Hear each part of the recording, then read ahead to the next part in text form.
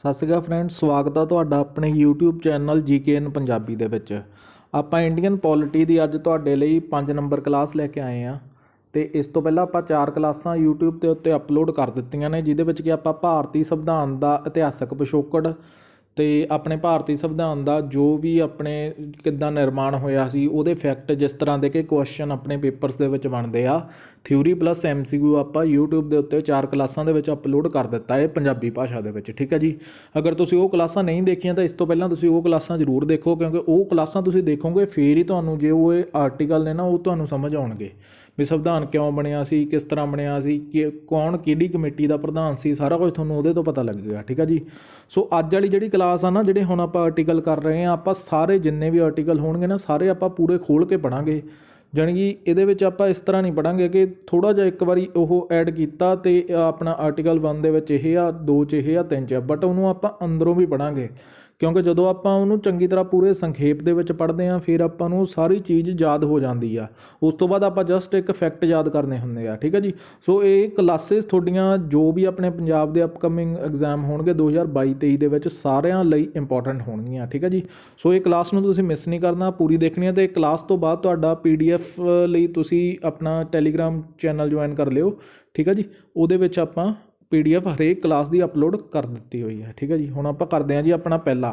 ਹੁਣ ਜੀ ਆਪਾਂ ਦੇਖਿਆ ਸੀ ਕਿ ਜੋ ਆਪਣਾ ਸੰਵਿਧਾਨ ਹੈ, ਆਪਣੇ ਸੰਵਿਧਾਨ ਜਦੋਂ ਆਪਣਾ ਸੰਵਿਧਾਨ ਬਣ ਕੇ ਤਿਆਰ ਹੋਇਆ ਸੀ, ਆਪਾਂ ਪਿਛਲੀਆਂ ਕਲਾਸਾਂ 'ਚ ਕੀਤਾ ਕਿ 26 ਨਵੰਬਰ 1949 ਨੂੰ ਅਡੋਪਟ ਕਰ ਲਿਆ ਸੀ ਪ੍ਰੈਂਬਲ। ਠੀਕ ਹੈ ਜੀ। ਸੋ ਸੰਵਿਧਾਨ ਆਪਾਂ ਤਿਆਰ ਹੋ ਗਿਆ ਸੀ ਅਤੇ 26 ਜਨਵਰੀ 1950 ਨੂੰ ਆਪਣਾ ਲਾਗੂ ਕਰ ਲਿਆ ਸੀ। ਸੋ ਉਸ ਟਾਈਮ ਦੇ ਉੱਤੇ ਆਪਾਂ ਇਹ ਦੇਖਣਾ ਕਿ 26 ਨਵੰਬਰ ਜਦੋਂ ਉਸ ਟਾਈਮ ਦੇ ਉੱਤੇ ਸੰਵਿਧਾਨ ਬਣਿਆ ਸੀ ਤਾਂ ਉਹਦੇ ਵਿੱਚ ਕਿੰਨੇ ਭਾਗ ਸੀਗੇ, ਕਿੰਨੇ ਉਹਦੇ ਵਿੱਚ ਅਨੁਛੇਦ ਸੀ ਅਤੇ ਕਿੰਨੀਆਂ ਆਪਣੇ ਸ਼ਡਿਊਲ ਸੀਗੇ। ਠੀਕ ਹੈ ਜੀ। ਅਨੁਛੇਦ ਹੁੰਦੇ ਆ ਆਰਟੀਕਲ 395 ਉਸ ਟਾਈਮ ਦੇ ਉੱਤੇ ਆਰਟੀਕਲ ਸੀ, 22 ਪਾਰਟ ਸੀ ਅਤੇ ਇਹਦੇ ਵਿੱਚ ਆਪਣੇ 8 ਸ਼ਡਿਊਲ ਸੀਗੇ। ਠੀਕ ਆ। ਇਹ ਤੁਸੀਂ ਐਜ਼ ਇਟ ਇੱਦਾਂ ਹੀ ਯਾਦ ਕਰ ਲੈਣੇ ਆ। ਹੁਣ ਇਹ ਆਪਣਾ ਜਿਹੜਾ ਵਾ ਇਹ ਸਾਰਿਆਂ ਤੋਂ ਵੱਡਾ ਸੰਵਿਧਾਨ ਆ। ਠੀਕ ਆ ਜੀ। ਇਹਦੇ ਵਿੱਚ ਇਸ ਸਮੇਂ ਆਪਣੇ 2022 ਦੇ ਵਿੱਚ 25 ਭਾਗ ਨੇ, 25 ਪਾਰਟ, 470 ਆਰਟੀਕਲ ਨੇ ਅਤੇ 12 ਸ਼ਡਿਊਲ ਨੇ। ਠੀਕ ਆ ਜੀ। ਅਤੇ ਇਸ ਸਮੇਂ ਤੱਕ ਅਜੇ ਤੱਕ ਜਿਹੜੀਆਂ ਅਮੈਂਡਮੈਂਟਸ ਹੋਈਆਂ ਨੇ 105 ਹੋ ਚੁੱਕੀਆਂ। ਠੀਕ ਆ। ਤਾਂ ਤੁਹਾਨੂੰ ਇਹ ਸਾਰੀਆਂ ਆਪਾਂ ਅਮੈਂਡਮੈਂਟ ਵਗੈਰਾ ਵੀ ਸਾਰੇ ਆਪਾਂ ਆਰਟੀਕਲ ਜਦੋਂ ਆਪਣਾ ਅੱਗੇ ਆਏਗਾ ਉਹ ਆਪਾਂ ਕਰਾਂਗੇ ਕਿ ਕਿਹੜੇ ਜੋ ਆਰਟੀਕਲ ਦੇ ਅਧੀਨ ਦੇ ਕਾਰਨ ਆਪਣੀਆਂ ਅਮੈਂਡਮੈਂਟਸ ਹੁੰਦੀਆਂ ਨੇ। ਠੀਕ ਆ ਜੀ।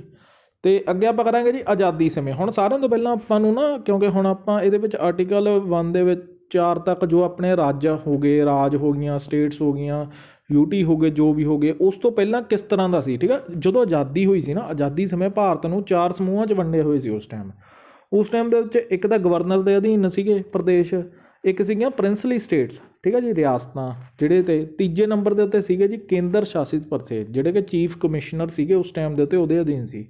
ਅਤੇ 4 ਨੰਬਰ 'ਤੇ ਸੀਗਾ ਆਪਣਾ ਅੰਡੇਮਾਨ ਐਂਡ ਨਿਕੋਬਾਰ। ਠੀਕ ਹੈ ਜੀ। ਸੋ ਇਹ ਆਪਾਂ ਤੁਸੀਂ ਐਜ਼ ਇਟ ਇੱਦਾਂ ਹੀ ਯਾਦ ਕਰ ਲੈਣੇ ਆ ਕਿੰਨੇ ਕਿ ਆਜ਼ਾਦੀ ਸਮੇਂ ਭਾਰਤ ਕਿੰਨੇ ਸਮੂਹਾਂ ਦੇ ਵਿੱਚ ਵੰਡਿਆ ਗਿਆ ਸੀ, 4 'ਚ। ਉਸ ਤੋਂ ਬਾਅਦ ਮੈਂ ਤੁਹਾਨੂੰ ਦੱਸਾਂਗਾ ਕਿ ਕਿੱਦਾਂ 1956 'ਚ ਜਦੋਂ ਆਪਣੇ ਰਾਜਾਂ ਦੀ ਸਥਾਪਨਾ ਹੋਈ ਸੀਗੀ, ਫਜ਼ਲ ਅਲੀ ਕਮੇਟੀ ਆਈ ਸੀ, ਜੋ ਜਾਂ ਪਹਿਲਾਂ ਵੀ ਜੋ ਕਮੇਟੀਆਂ ਆਈਆਂ ਸੀ ਉਹਨਾਂ ਨੇ ਕਿਸ ਤਰ੍ਹਾਂ ਆਪਣੇ ਰਾਜਾਂ ਨੂੰ ਵੰਡਿਆ ਸੀ ਅਤੇ ਉਸ ਟਾਈਮ ਦੇ ਉੱਤੇ ਕਿੰਨੇ ਰਾਜ ਬਣੇ ਸੀ ਜਦੋਂ ਆਪਣੇ ਰਾਜਾਂ ਦਾ ਪੁਨਰਗਠਨ ਕੀਤਾ ਸੀ। ਠੀਕ ਆ। ਕਿੰਨੇ ਰਾਜ ਸੀ, ਕਿੰਨੇ UT ਸੀਗੇ, ਸਾਰਾ ਕੁਛ ਆਪਾਂ ਕਰਾਂਗੇ। ਠੀਕ ਆ। ਅੱਗੇ ਆਪਣੇ ਕਲਾਸ ਦੇ ਵਿੱਚ ਤਾਂ ਅੱਗੇ ਆਪਾਂ ਦੇਸੀ ਰਿਆਸਤਾਂ ਦਾ ਏਕੀਕਰਨ। ਸਾਰਿਆਂ ਤੋਂ ਪਹਿਲਾਂ ਉਸ ਟਾਈਮ ਦੇ ਉੱਤੇ ਨਾ ਦੇਸੀ ਰਿਆਸਤਾਂ, ਕਿਉਂਕਿ ਉਸ ਟਾਈਮ ਦੇ ਉੱਤੇ ਅੰਗਰੇਜ਼ ਤਾਂ ਭਾਰਤ ਦੀ ਵੰਡ ਕਰ ਗਏ ਸੀਗੇ, ਇੱਕ ਪਾਕਿਸਤਾਨ ਬਣ ਗਿਆ ਸੀ, ਇੱਕ ਭਾਰਤ ਬਣ ਗਿਆ ਸੀ। ਠੀਕ ਆ। ਉਹਦੇ ਵਿੱਚ ਬਟ ਬਹੁਤ ਸਾਰੀਆਂ ਸਮੱਸਿਆਵਾਂ ਸੀ ਉਸ ਟਾਈਮ ਦੇ ਉੱਤੇ। ਜੋ ਉਸ ਟਾਈਮ ਦੇ ਉੱਤੇ ਲੀਡਰ ਸੀਗੇ ਉਹਨਾਂ ਨੇ ਸੰਵਿਧਾਨ ਵੀ ਬਣਾਉਣਾ ਸੀ, ਉਹਨਾਂ ਨੇ ਸਾਰਾ ਕੁਝ ਦੇਖਣਾ ਸੀਗਾ ਕਿਸ ਤਰ੍ਹਾਂ ਆਪਾਂ ਭਾਰਤ ਨੂੰ ਜੋ ਸੰਵਿਧਾਨ ਦੇ ਵਿੱਚ ਜੋ ਆਪਾਂ UTs ਬਣਾਉਣੀਆਂ ਨੇ, ਜੋ ਆਪਾਂ ਸਟੇਟਸ ਬਣਾਉਣੀਆਂ, ਕਿਹੜੇ ਤਰੀਕੇ ਦੇ ਵਿੱਚ ਬਣਾਈਆਂ ਜਾਣ। ਠੀਕ ਆ। ਆਜ਼ਾਦੀ ਪ੍ਰਾਪਤ ਕਰਨ ਦੇ ਪਿੱਛੋਂ ਭਾਰਤ ਨੂੰ ਬਹੁਤ ਸਾਰੀਆਂ ਸਮੱਸਿਆਵਾਂ ਦਾ ਸਾਹਮਣਾ ਕਰਨਾ ਪਿਆ। ਇਹਨਾਂ 'ਚੋਂ ਇੱਕ ਸਮੱਸਿਆ ਸੀ ਕਿ ਦੇਸੀ ਰਿਆਸਤਾਂ ਸੀ ਜਿਹੜੀਆਂ, ਉਹ 562 ਸੀ। ਦੇਖ ਲਓ 562 ਉਸ ਟਾਈਮ ਦੇ ਉੱਤੇ ਰਿਆਸਤਾਂ ਸੀਗੀਆਂ, ਜਿਨ੍ਹਾਂ ਨੂੰ ਕਿ 1947 ਦਾ ਜਿਹੜਾ ਆਪਣਾ ਇੰਡੀਪੈਂਡੈਂਸ ਐਕਟ ਸੀਗਾ ਨਾ, ਉਹਦੇ ਵਿੱਚ ਉਹਨਾਂ ਨੇ ਅੰਗਰੇਜ਼ ਬ੍ਰਿਟਿਸ਼ਰ ਇਹ ਅਧਿਕਾਰ ਦੇ ਗਏ ਸੀ ਰਿਆਸਤਾਂ ਨੂੰ ਕਿ ਉਹ ਆਪਣੀ ਸੁਤੰਤਰ ਸੱਤਾ ਬਰਕਰਾਰ ਰੱਖਦੇ ਸੀ, ਕਿਉਂਕਿ ਆਪਣਾ ਜੋ ਇੰਡੀਆ ਅਤੇ ਪਾਕਿਸਤਾਨ 2 ਸਟੇਟਾਂ ਬਣ ਗਈਆਂ ਸੀਗੀਆਂ, 2 ਰਾਜ ਬਣ ਗਏ ਸੀਗੇ ਆਪਣੇ। ਠੀਕ ਆ। ਬਟ ਉਸ ਟਾਈਮ ਦੇ ਉੱਤੇ ਉਹ ਕਹਿੰਦੇ ਜੀ ਉਹ ਕਿਸੇ ਰਾਜ ਦੇ ਵਿੱਚ ਸ਼ਾਮਲ ਵੀ ਹੋ ਸਕਦੇ ਸੀ, ਉਹਨਾਂ ਦੀ ਆਪਦੀ ਮਰਜ਼ੀ ਸੀ ਕਿ ਉਹਨੇ ਭਾਰਤ ਦੇ ਵਿੱਚ ਜਾਣਾ ਜਾਂ ਪਾਕਿਸਤਾਨ ਦੇ ਵਿੱਚ ਜਾਣਾ। ਠੀਕ ਆ। ਸੋ ਉਸ ਤੋਂ ਅੱਗੇ ਹੁਣ ਆਪਾਂ ਕਰਾਂਗੇ ਜੀ ਕਿ ਇਹਦੇ ਵਿੱਚ ਜੋ ਆਪਣਾ ਮੇਨ ਆਪਣਾ ਜੋ ਏਜੰਡਾ ਹੈ ਕਿ ਇਹਦੇ ਵਿੱਚ ਹੋਇਆ ਇਸ ਅਸਲ ਦੇ ਵਿੱਚ ਉਸ ਟਾਈਮ ਦੇ ਉੱਤੇ ਕੀ ਹੋਇਆ ਸੀ। ਉਹ ਕਹਿੰਦੇ ਜੀ ਉਹ ਕਿਸੇ ਵੀ ਰਾਜ ਦੇ ਵਿੱਚ ਸ਼ਾਮਲ ਹੋ ਸਕਦੇ ਸੀ। ਇਹਦੇ ਕਰਕੇ ਰਿਆਸਤਾਂ ਦੇ ਰਾਜੇ ਵੀ ਸੁਤੰਤਰ ਰਹਿਣਾ ਪਸੰਦ ਕਰਦੇ। ਉਹਨਾਂ ਨੇ ਉਸ ਟਾਈਮ ਦੇ ਡਿਸੀਜ਼ਨ ਲਿਆ ਵੀ ਅਸੀਂ ਸੁਤੰਤਰ ਰਹਾਂਗੇ, ਅਸੀਂ ਕਿਸੇ ਨਾਲ ਨਹੀਂ ਰਹਿਣਾ, ਅਸੀਂ ਆਪਦਾ ਰਹਾਂਗੇ, ਠੀਕ ਆ, ਆਜ਼ਾਦ ਰਹਾਂਗੇ। ਪਰ ਸੁਤੰਤਰਤਾ ਤੋਂ ਬਾਅਦ ਆਪਣੇ ਭਾਰਤ ਦੇ ਜੇ ਪਹਿਲੇ ਗ੍ਰਹਿ ਮੰਤਰੀ ਸੀ ਨਾ, ਉਹਨਾਂ ਨੇ ਜੀ ਜੋ ਸੀਗਾ ਵੱਲਭ ਭਾਈ ਪਟੇਲ, ਠੀਕ ਆ ਜੀ, ਉਹਨਾਂ ਨੇ ਬਹੁਤ ਜ਼ਿਆਦਾ ਸਮਝਦਾਰੀ ਦੇ ਨਾਲ, ਸਿਆਣਪ ਦੇ ਨਾਲ ਉਹਨਾਂ ਨੇ ਦੇਸੀ ਰਿਆਸਤਾਂ ਦੇ ਰਾਜਿਆਂ ਨੂੰ ਭਾਰਤੀ ਸੰਘ 'ਚ ਸ਼ਾਮਲ ਹੋਣ ਲਈ ਰਜਾਮੰਦ ਕਰ ਲਿਆ। ਦੇਖੋ ਜੀ, ਹੁਣ ਹੈਦਰਾਬਾਦ ਰਿਆਸਤ ਦੇ ਨਿਜ਼ਾਮ ਸੀਗੇ ਉਸਮਾਨ ਅਲੀ ਖਾਨ, ਉਹਨੇ ਭਾਰਤੀ ਸੰਘ ਵਿੱਚ ਸ਼ਾਮਲ ਹੋਣ ਤੋਂ ਇਨਕਾਰ ਕੀਤਾ। ਇਹ ਕਹਿੰਦੇ ਜੀ ਅਸੀਂ ਨਹੀਂ ਹੋਣਾ। ਪਰ 13 ਸਤੰਬਰ 1948 ਨੂੰ ਹੈਦਰਾਬਾਦ 'ਚ ਆਪਣੇ ਭਾਰਤ ਨੇ ਭਾਰਤੀ ਪੁਲਿਸ ਭੇਜੀ ਗਈ, ਜਾਣੀ ਕਿ ਉਹਨਾਂ ਨੂੰ ਧੱਕੇ ਦੇ ਨਾਲ 17 ਸਤੰਬਰ 1948 ਨੂੰ ਹੈਦਰਾਬਾਦ ਦੀ ਰਿਆਸਤ ਨੂੰ ਵੀ ਭਾਰਤੀ ਸੰਘ 'ਚ ਸ਼ਾਮਲ ਕਰ ਲਿਆ। ਇਸੇ ਤਰ੍ਹਾਂ ਜੂਨਾਗੜ੍ਹ ਰਿਆਸਤ ਸੀਗੀ ਉਸ ਟਾਈਮ ਦੇ ਉੱਤੇ, ਉਹ ਪਾਕਿਸਤਾਨ 'ਚ ਸ਼ਾਮਲ ਹੋਣਾ ਚਾਹੁੰਦੀ ਸੀ ਉਸ ਟਾਈਮ ਦੇ ਉੱਤੇ। ਪਰ 20 ਫਰਵਰੀ 1948 ਨੂੰ ਜਨਮਤ ਸੰਗ੍ਰਹਿ ਹੋਇਆ, ਠੀਕ ਆ। ਆਪਾਂ ਨੂੰ ਪੇਪਰ ਦੇ ਵਿੱਚ ਕੁਐਸਚਨ ਬਣੇਗਾ, ਇਹ ਆਇਆ ਵੀ ਹੋਇਆ ਕੁਐਸਚਨ ਕਿ ਜਨਮਤ ਸੰਗ੍ਰਹਿ ਦੇ ਤਹਿਤ ਕਿਹੜੀ ਰਿਆਸਤ ਆ ਜਿਹੜੀ ਕਿ ਭਾਰਤ ਦੇ ਵਿੱਚ ਸ਼ਾਮਲ ਹੋਈ ਸੀ, ਤੇ ਉਹ ਹੋਈ ਸੀ 20 ਫਰਵਰੀ 1948 ਨੂੰ ਜੂਨਾਗੜ੍ਹ ਰਿਆਸਤ, ਜਿਸ ਵਿੱਚ ਜਨਤਾ ਨੇ ਭਾਰਤ ਨਾਲ ਮਿਲਣ ਦੀ ਇੱਛਾ ਪ੍ਰਗਟਾਈ। ਜਨਤਾ ਕਹਿੰਦੀ ਵੀ ਅਸੀਂ ਭਾਰਤ ਦੇ ਨਾਲ ਰਹਿਣਾ ਵਾ, ਅਸੀਂ ਪਾਕਿਸਤਾਨ ਦੇ ਵਿੱਚ ਨਹੀਂ ਜਾਣਾ, ਠੀਕ ਆ ਜੀ, ਜਿਹਦੇ ਕਰਕੇ ਜੂਨਾਗੜ੍ਹ ਰਿਆਸਤ ਨੂੰ ਭਾਰਤੀ ਸੰਘ ਦੇ ਵਿੱਚ ਸ਼ਾਮਲ ਕਰ ਲਿਆ। ਇਸੇ ਤਰ੍ਹਾਂ ਕਸ਼ਮੀਰ ਜਿਹੜੇ ਸੀ, ਕਸ਼ਮੀਰ ਦਾ ਰਿਆਸਤ ਦਾ ਉਸ ਟਾਈਮ ਦੇ ਉੱਤੇ ਜਿਹੜਾ ਰਾਜਾ ਸੀ, ਉਹ ਕਹਿੰਦਾ ਮੈਂ ਵੀ ਸੁਤੰਤਰ ਰਹਿਣਾ, ਮੈਂ ਵੀ ਆਜ਼ਾਦ ਰਹਿਣਾ, ਨਾ ਮੈਂ ਇੰਡੀਆ 'ਚ ਜਾਣਾ, ਨਾ ਮੈਂ ਪਾਕਿਸਤਾਨ 'ਚ ਜਾਣਾ। ਪਰ ਜਦੋਂ ਪਾਕਿਸਤਾਨ ਨੇ ਇਹ ਚੀਜ਼ ਦੇਖੀ, ਪਾਕਿਸਤਾਨ ਨੇ ਸੋਚਿਆ ਵੀ ਆਪਾਂ ਇਹਦੇ ਉੱਤੇ ਕਿਉਂ ਨਾ ਕਸ਼ਮੀਰ 'ਤੇ ਕਬਜ਼ਾ ਕਰ ਲਈਏ। ਉਹਨਾਂ ਨੇ ਕਸ਼ਮੀਰ ਦੇ ਸ਼ਾਸਕ ਨੂੰ ਪ੍ਰੋਬਲਮ ਹੋ ਗਈ, ਕਿਉਂਕਿ ਪਾਕਿਸਤਾਨ ਤਾਂ ਉਸ ਟਾਈਮ ਦੇ ਉੱਤੇ ਇੱਕ ਆਪਣੀ ਅਲੱਗ ਤੋਂ ਸਟੇਟ ਬਣ ਚੁੱਕੀ ਸੀ, ਠੀਕ ਆ ਜੀ, ਇੱਕ ਅਲੱਗ ਤੋਂ ਕੰਟਰੀ ਬਣ ਗਈ ਸੀ। ਤਾਂ ਉਹਨੇ ਪਾਕਿਸਤਾਨ ਨੇ ਉਹਦੇ 'ਤੇ ਜਦੋਂ ਕਬਜ਼ਾ ਕੀਤਾ, ਕਬਜ਼ਾ ਕਰਨ ਲਈ ਜਦੋਂ ਉਹਨਾਂ ਦੇ ਉੱਤੇ ਅਟੈਕ ਕੀਤਾ, ਤਾਂ ਇਹਨੇ ਭਾਰਤ ਤੋਂ ਸਹਾਇਤਾ ਮੰਗ ਲਈ। ਉਹ ਕਹਿੰਦੇ ਜੀ ਭਾਰਤ ਤੋਂ ਸਹਾਇਤਾ ਮੰਗੀ ਕਿ ਆਪਣੇ ਰਾਜ ਨੂੰ ਭਾਰਤੀ ਸੰਘ 'ਚ ਸ਼ਾਮਲ ਕਰਨ ਲਈ ਬੇਨਤੀ, ਕਿਉਂਕਿ ਉਹਨਾਂ ਨੂੰ ਪਤਾ ਸੀ ਵੀ ਹੁਣ ਜੇ ਪਾਕਿਸਤਾਨ ਨੇ ਇਹਦੇ ਉੱਤੇ ਕਬਜ਼ਾ ਕਰ ਲੈਣਾ ਕਸ਼ਮੀਰ ਦੇ ਉੱਤੇ। ਪਰ ਭਾਰਤ ਸਰਕਾਰ ਨੇ ਕਸ਼ਮੀਰ ਦੇ ਸ਼ਾਸਕ ਦੀ ਬੇਨਤੀ ਮਨਜ਼ੂਰ ਕਰ ਲਈ। ਉਸ ਤੋਂ ਬਾਅਦ ਤੇ ਭਾਰਤੀ ਸੈਨਾ ਉਸ ਟਾਈਮ ਦੇ ਉੱਤੇ ਕਸ਼ਮੀਰ ਪਹੁੰਚੀ। ਦੋਨਾਂ ਦੇ ਵਿੱਚ ਬਹੁਤ ਤਕੜਾ ਯੁੱਧ ਹੋਇਆ ਸੀ, ਪਰ ਜਿਹੜਾ ਪਾਕਿਸਤਾਨ ਨੇ ਨਾ ਕਸ਼ਮੀਰ ਦੇ ਕਾਫੀ ਹਿੱਸੇ 'ਤੇ ਕਬਜ਼ਾ ਕਰ ਲਿਆ ਸੀਗਾ ਉਸ ਟਾਈਮ ਦੇ ਉੱਤੇ, ਠੀਕ ਆ। ਵੈਸੇ ਭਾਰਤ ਦੇ ਵਿੱਚ ਸ਼ਾਮਲ ਹੋ ਗਿਆ ਸੀ। ਸੋ ਇਸੇ ਲਈ ਆਪਾਂ ਉਸ ਟਾਈਮ ਦੇ ਉੱਤੇ ਹੁਣ ਕਈ ਵਾਰ ਆਪਾਂ ਗੱਲ ਕਰਦੇ ਹੁੰਦੇ ਆ ਨਾ, ਜੋ ਆਪਣੀ ਉਹਦੇ ਵਿੱਚ ਵੀ ਆ ਕਿ ਪਾਕਿਸਤਾਨ ਆਕੂਪਾਈ ਜੋ ਆਪਣਾ ਕਸ਼ਮੀਰ ਹੈ, ਉਹ ਇਸ ਟਾਈਮ ਦੇ ਉੱਤੇ ਹੀ ਪਾਕਿਸਤਾਨ ਦੇ ਕੋਲ ਗਿਆ ਸੀ, ਠੀਕ ਆ ਜੀ। ਸੋ ਅੱਗੇ ਆਪਾਂ ਚੱਲਦੇ ਹਾਂ ਜੀ।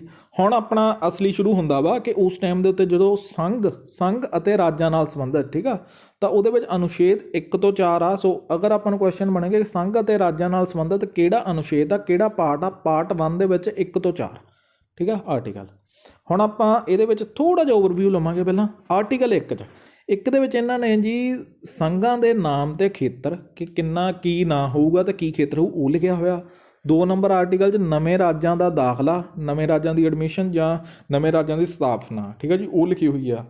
ਤੇ ਹੁਣ ਜਿਹੜਾ ਆਰਟੀਕਲ 3 ਆ ਮੋਸਟ ਇੰਪੋਰਟੈਂਟ ਆ, ਠੀਕ ਆ ਜੀ। ਆਰਟੀਕਲ 3 ਆ ਨਾ ਜਿਹੜਾ, ਇਹ ਤੁਸੀਂ ਚੰਗੀ ਤਰ੍ਹਾਂ ਯਾਦ ਕਰਨਾ ਵਾ। ਇਹਦੇ 'ਚ ਆਪਾਂ ਨਵੇਂ ਰਾਜਾਂ ਦੀ ਨੀਂਹ ਰੱਖ ਸਕਦੇ ਹਾਂ। ਇਹਦੇ 'ਚ ਲਿਖਿਆ ਹੋਇਆ ਮੌਜੂਦਾ ਰਾਜਾਂ ਦੇ ਖੇਤਰਾਂ, ਸੀਮਾਵਾਂ ਜਾਂ ਨਾਂ ਜਾਂ ਨੇਮ ਵੀ ਜੋ ਹੁੰਦੇ ਆ ਨਾ, ਜੋ ਚੇਂਜ ਵਗੈਰਾ ਕਰਦੇ ਆ ਜਾਂ ਤਬਦੀਲੀ ਕਰਦੇ ਆ, ਉਹ ਸਾਰਾ ਕੁਛ ਆਰਟੀਕਲ 3 ਦੇ ਵਿੱਚ ਲਿਖਿਆ ਹੋਇਆ, ਇਹਦੇ ਤਹਿਤ ਦਿੱਤੀ ਹੋਈ ਜੀ। ਹੁਣ ਉਹਦੇ ਵਿੱਚ ਆਰਟੀਕਲ 4 ਦਾ ਜ਼ਿਆਦਾ ਹੈਗਾ ਮਹੱਤਵ ਹੈ, ਬਟ ਜ਼ਿਆਦਾ ਨਹੀਂ ਪੁੱਛਿਆ ਜਾਂਦਾ ਪੇਪਰ ਦੇ ਵਿੱਚ। ਅਤੇ ਇਹਦੇ ਵਿੱਚ ਆਰਟੀਕਲ 4 ਦੇ ਵਿੱਚ ਸੰਸ਼ੋਧਨ ਦੀ ਵਿਵਸਥਾ ਵਾ ਦਿੱਤੀ ਹੋਈ ਆ ਉਹਨਾਂ ਨੇ, ਕਿ ਅਨੁਛੇਦ 2 ਅਤੇ 3 ਅਧੀਨ ਜਿਹੜੇ ਕਾਨੂੰਨ ਬਣੇ ਨੇ ਉਹਦੇ ਵਿੱਚ ਕਿੱਦਾਂ ਸੰਸ਼ੋਧਨ ਕਰਨਾ, ਉਹ ਸਾਰਾ ਕੁਛ ਇਹਨਾਂ ਨੇ ਦਿੱਤਾ ਹੋਇਆ, ਠੀਕ ਹੈ ਜੀ। ਹੁਣ ਆ ਗਿਆ ਜੀ ਆਪਣੇ ਕੋਲੇ ਮੇਨ, ਅਗਰ ਆਪਾਂ ਗੱਲ ਕਰੀਏ ਕਿ ਆਰਟੀਕਲ 1 ਸਭ ਤੋਂ ਪਹਿਲਾਂ ਆਪਾਂ ਕਰਾਂਗੇ ਇਹਨੂੰ ਪੂਰਾ ਐਂਡ ਡਿਟੇਲ ਦੇ ਵਿੱਚ। ਆਪਾਂ ਜਿਹੜੇ ਪਹਿਲੇ 3 ਆਰਟੀਕਲ ਆ ਨਾ, ਕਿਉਂਕਿ ਚੌਥਾ ਤਾਂ ਆਪਾਂ ਆਲਮੋਸਟ ਕਰ ਲਿਆ ਵੀ ਹਾਂ ਸੰਸ਼ੋਧਨ ਦੀ ਪ੍ਰਕਿਰਿਆ ਦਿੱਤੀ ਹੋਈ ਆ। ਜਿਹੜੇ ਆਹ ਆਰਟੀਕਲ ਆ ਨਾ 3, ਇਹ ਆਪਾਂ ਚੰਗੀ ਤਰ੍ਹਾਂ ਕਰਾਂਗੇ, ਠੀਕ ਹੈ ਜੀ। ਆਰਟੀਕਲ 1 ਇਹਨੇ ਵਿੱਚ ਕਹਿੰਦੇ ਜੀ ਭਾਰਤ ਨੂੰ ਰਾਜਾਂ ਦੇ ਸਮੂਹ, ਠੀਕ ਹੈ ਜੀ, ਇੱਕ ਤਾਂ ਹੁੰਦਾ ਰਾਜਾਂ ਦਾ ਸਮੂਹ, ਰਾਜ ਮਿਲ ਕੇ ਜਿਹੜੇ federation of state word use ਕਰਦੇ ਹਾਂ ਆਪਾਂ, ਉਹਦੀ ਜਗ੍ਹਾ ਦੇ ਉੱਤੇ ਯੂਨੀਅਨ ਆਫ ਸਟੇਟਸ ਦੀ ਗੱਲ ਕਰਦਾ ਵਾ। ਆਰਟੀਕਲ 1 ਦੇ ਵਿੱਚ ਇਹ ਚੀਜ਼ ਲਿਖਿਆ ਹੋਇਆ ਕਿ ਭਾਰਤ ਆ ਜਿਹੜਾ ਉਹ ਰਾਜਾਂ ਦਾ ਸਮੂਹ ਨਹੀਂ, ਫੈਡਰੇਸ਼ਨ ਆਫ ਸਟੇਟ ਨਹੀਂਗਾ, ਉਹ ਰਾਜਾਂ ਦਾ ਸੰਘ ਆ, ਯੂਨੀਅਨ ਆਫ ਸਟੇਟ ਆ। Describe India as Bharat as the union of states rather than the federation of states. ਅਗਰ ਆਪਾਂ ਨੂੰ ਪੇਪਰ ਦੇ ਵਿੱਚ ਇਸ ਤਰ੍ਹਾਂ ਦਾ ਕੁਐਸਚਨ ਆਉਂਦਾ ਵਾ, ਆਲਮੋਸਟ ਇਹੀ ਕੁਐਸਚਨ ਬਣੇਗਾ ਪੇਪਰ ਦੇ ਵਿੱਚ ਕਿ ਇੰਡੀਆ ਜਿਹੜਾ ਆਰਟੀਕਲ 1 ਦੇ ਵਿੱਚ ਕੀ ਡਿਫਾਈਨਡ ਆ, ਕਿ ਇੰਡੀਆ ਨੂੰ ਡਿਸਕ੍ਰਾਈਬਡ ਐਟ, ਭਾਰਤ ਨੂੰ ਕੀ ਡਿਸਕ੍ਰਾਈਬ ਆ, ਠੀਕ ਆ। ਉਹਦੇ ਵਿੱਚ ਯੂਨੀਅਨ ਆਫ ਸਟੇਟ ਆ, ਯੂਨੀਅਨ ਆਫ ਆਪਣਾ ਫੈਡਰੇਸ਼ਨ ਆਫ ਸਟੇਟ ਆ, ਜਾਂ ਜੋ ਵੀ ਅਲੱਗ ਆ ਵਾ ਉਹ ਆਪਾਂ ਲਾਉਣਾ ਯੂਨੀਅਨ ਆਫ ਸਟੇਟਸ ਆ, ਠੀਕ ਆ ਜੀ। ਅੱਗੇ ਆਪਾਂ ਕਰਾਂਗੇ ਜੀ ਇਸ ਵਿੱਚ ਦੋ ਨਾਮ ਨੇ ਇਹਦੇ ਵਿੱਚ ਆਪਣੇ ਦਿੱਤੇ ਗਏ, ਜਿਹੜੇ ਆਪਣੇ ਇਹਦੇ ਵਿੱਚ ਲਿਖਿਆ ਇੱਕ ਭਾਰਤ ਵੀ ਲਿਖਿਆ ਹੋਇਆ, ਇੱਕ ਇੰਡੀਆ ਵੀ ਲਿਖਿਆ, ਦੋਹਾਂ ਦੀ ਵਰਤੋਂ ਕੀਤੀ ਗਈ ਆ, ਠੀਕ ਹੈ ਜੀ। ਸੋ ਅੱਗੇ ਆਪਾਂ ਕਰਾਂਗੇ ਸੰਘ ਦੀ ਵਰਤੋਂ ਇਸ ਕਰਕੇ ਕੀਤੀ। ਸੰਘ ਦੀ ਵਰਤੋਂ ਕਿਉਂ ਕੀਤੀ ਗਈ? ਕਿਉਂਕਿ ਕੋਈ ਵੀ ਰਾਜ ਭਾਰਤ ਨਾਲੋਂ ਟੁੱਟ ਨਹੀਂ ਸਕਦਾ। ਜਿਵੇਂ ਕਿ ਕੋਈ ਵੀ ਰਾਜ ਹੈ ਨਾ ਇਸ ਟਾਈਮ ਦੇ ਉੱਤੇ, ਕੋਈ ਵੀ ਰਾਜ ਅਗਰ ਕਵੇ ਕਿ ਮੈਂ ਭਾਰਤ ਤੋਂ ਅਲੱਗ ਹੋਣਾ ਚਾਹੁੰਦਾ, ਜਿਹੜਾ ਇਸ ਟਾਈਮ ਦੇ ਉੱਤੇ ਭਾਰਤ ਦੇ ਵਿੱਚ ਮੌਜੂਦ ਆ, ਤਾਂ ਉਹ ਅਲੱਗ ਨਹੀਂ ਹੋ ਸਕਦਾ, ਠੀਕ ਆ। ਉਹ ਭਾਰਤ ਦਾ ਹੀ ਹਿੱਸਾ ਵਾ। ਅਤੇ ਜਿਵੇਂ ਕਿ ਅਮਰੀਕਾ ਦੇ ਵਿੱਚ ਅਗਰ ਆਪਾਂ ਗੱਲ ਕਰੀਏ ਨਾ, ਅਮਰੀਕਾ ਨੂੰ ਆਪਾਂ ਕਹਿੰਦੇ ਹਾਂ ਯੂਨਾਈਟਿਡ ਸਟੇਟਸ ਆਫ ਅਮੈਰੀਕਾ, ਠੀਕ ਆ। ਸੋ ਇਹ ਅਲੱਗ-ਅਲੱਗ ਸਮੂਹਾਂ ਦਾ ਬਣਿਆ ਹੋਇਆ ਵਾ, ਠੀਕ ਆ। ਸੋ ਤਾਂ ਕਰਕੇ ਆਪਾਂ ਕਹਿੰਦੇ ਕਿ ਇਹਨੂੰ ਯੂਨਾਈਟਿਡ ਸਟੇਟਸ ਆਫ ਅਮੈਰੀਕਾ ਵਾ, ਠੀਕ ਆ। ਬਟ ਭਾਰਤ ਦੇ ਵਿੱਚ ਇਸ ਤਰ੍ਹਾਂ ਦਾ ਕੋਈ ਉਹ ਨਹੀਂ ਗਾ, ਠੀਕ ਆ। ਆਰਟੀਕਲ 1 ਦੇ ਅਨੁਸਾਰ ਭਾਰਤ ਦੇ ਖੇਤਰ ਨੂੰ 3 ਸ਼੍ਰੇਣੀਆਂ 'ਚ ਵੰਡਿਆ ਗਿਆ ਵਾ, ਠੀਕ ਆ। ਇਹਦੇ ਵਿੱਚ, ਠੀਕ ਆ ਜੀ, ਆਰਟੀਕਲ 1 ਦੇ ਵਿੱਚ ਇੱਕ ਤਾਂ ਰਾਜਾਂ ਦੇ ਪ੍ਰਦੇਸ਼, ਇੱਕ ਕੇਂਦਰ ਸ਼ਾਸਿਤ ਪ੍ਰਦੇਸ਼, ਠੀਕ ਆ ਜੀ, ਇੱਕ ਉਹ ਖੇਤਰ ਜੋ ਭਾਰਤ ਸਰਕਾਰ ਦੁਆਰਾ ਕਿਸੇ ਵੀ ਸਮੇਂ ਹਾਸਲ ਕੀਤੇ ਜਾ ਸਕਦੇ ਨੇ, ਠੀਕ ਆ ਜੀ। ਅਤੇ ਅੱਗੇ ਹੁਣ ਆ ਗਿਆ ਸਾਡੇ ਕੋਲ ਕਿ ਭਾਰਤ ਵਿੱਚ 2022 'ਚ ਇਸ ਟਾਈਮ ਕਿੰਨੇ ਰਾਜ ਨੇ?